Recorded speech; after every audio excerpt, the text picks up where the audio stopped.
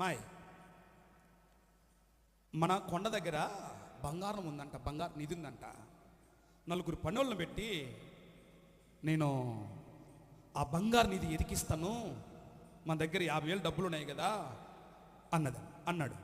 సర్లేని చెప్పి పెద్ద గుంత తవ్వుతున్నారు. ఆ పొలంలో పలానా సాటు ఉందని నేను చెప్పాను.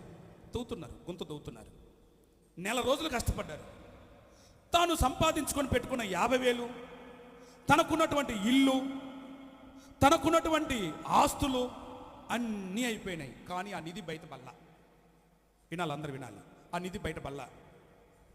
చివరికి అంటున్నాడు, అయ్యా పని చేసుకున్న 4 రూపాయలు సంపాదించుకునే వాళ్ళం, ఈరోజు ఏదో నిధి ఉందని చెప్పి, బంగారం ఉందని చెప్పి డబ్బులన్నీ నాశనం చేసావు. ఇక తినటానికి కూడా తిండి లేదు, ఉండటానికి కూడా ఇల్లు లేదు. ఎట్లా బ్రతకాలి? మనం అప్పుల పాలైపోయాం, తిప్పలు పడుతున్నాం. ఎవరు మళ్ళీ ఇప్పుడు బయట తీసుకొస్తారంటే, ఇదిగో